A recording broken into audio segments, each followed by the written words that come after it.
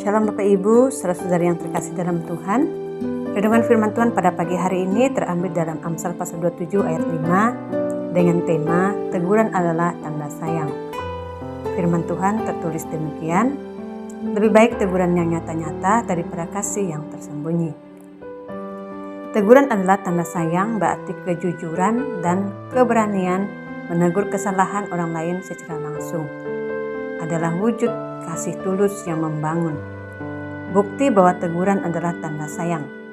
Pertama, teguran secara nyata dalam ayat 5a. Apa itu teguran secara nyata? Teguran secara nyata yaitu bentuk pengajaran yang baik dan berharga yang muncul dari hati yang mengasihi dan disampaikan secara terang-terangan.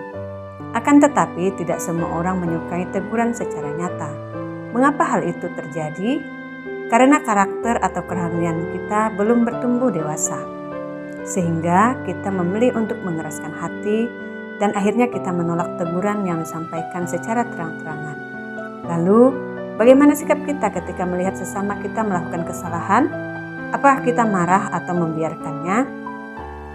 Firman Tuhan berkata dalam Imamat pasal 19 ayat 17 tertulis, "Janganlah engkau membenci saudaramu dalam hatimu, tetapi engkau harus berterus terang menegur orang sesamamu dan janganlah engkau mendatangkan dosa kepada dirimu karena dia." Dalam bagian ini, firman Tuhan mengajarkan untuk tidak memendam kebencian, melainkan menegur sesama yang berbuat salah secara jujur dan pribadi. Teguran ini didasarkan pada kasih, agar tidak membiarkan sesama terus berdosa dan kita menanggung kesalahan akibat mendiamkannya. Itulah bukti bahwa teguran yang kita berikan adalah tanda sayang. Kedua, teguran karena kasih yang tulus dalam ayat 5b.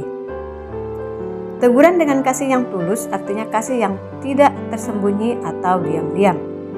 Kasih yang tersembunyi menunjukkan pada kasih yang tidak diketahui, tidak terlihat, tertutup, bahkan diabaikan. Orang yang memiliki kasih yang tersembunyi tidak memiliki keberanian untuk berbicara atau bertindak dan malah membiarkan seorang teman terus berbuat dosa. Tetapi sebagai orang percaya, kasih Tuhan memanggil kita untuk turun tangan dengan penuh belas kasihan. Apa yang harus kita lakukan? Yakobus pasal 5 ayat 19-20 menjelaskan, "Saudara-saudaraku, jika ada di antara kamu yang menyimpang dari kebenaran dan ada seorang yang membuat dia berbalik, ketahuilah bahwa barang siapa membuat orang berdosa berbalik dari jalannya yang sesat, ia akan menyelamatkan jiwa orang itu dari maut dan menutupi banyak dosa."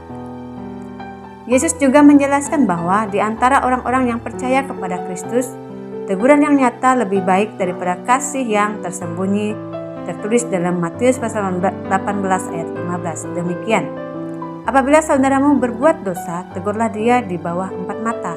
Jika ia mendengarkan nasihatmu, engkau telah mendapatnya kembali." Bahkan Rasul Paulus juga menegaskan kembali prinsip ini dalam Galatia pasal 6 ayat 1 yang menyatakan, "Saudara-saudara, kalaupun seorang kedapatan melakukan suatu pelanggaran, maka kamu yang rohani harus memimpin orang itu ke jalan yang benar dalam roh lemah lembut, sambil menjaga dirimu sendiri supaya kamu juga jangan kena pencobaan." Jadi, melalui renungan ini, apakah kita berani menyampaikan teguran secara nyata atau kasih kita tersembunyi? Sebagai orang percaya, kita diingatkan bahwa kehidupan kita sebagai manusia tidak ada yang sempurna. Setiap kita pasti pernah melakukan kesalahan. Firman Tuhan memberikan kita hanya 2 pilihan ketika melakukan kesalahan. Pertama, bersyukur karena mendapat teguran secara nyata. Jadi kita sadar, kita tahu bahwa kita salah. Kedua, apakah kita akan bertahan dengan kasih yang tersembunyi, sekalipun kita melakukan kesalahan, tetap membiarkan diri kita jatuh dalam dosa semakin dalam, sehingga hidup kita sendiri yang binasa? Itu pilihan dari pribadi kita masing-masing. Renungan hari ini mengajarkan bahwa teguran tanda sayang itu adalah teguran secara nyata, karena di dalamnya terdapat kasih yang tulus.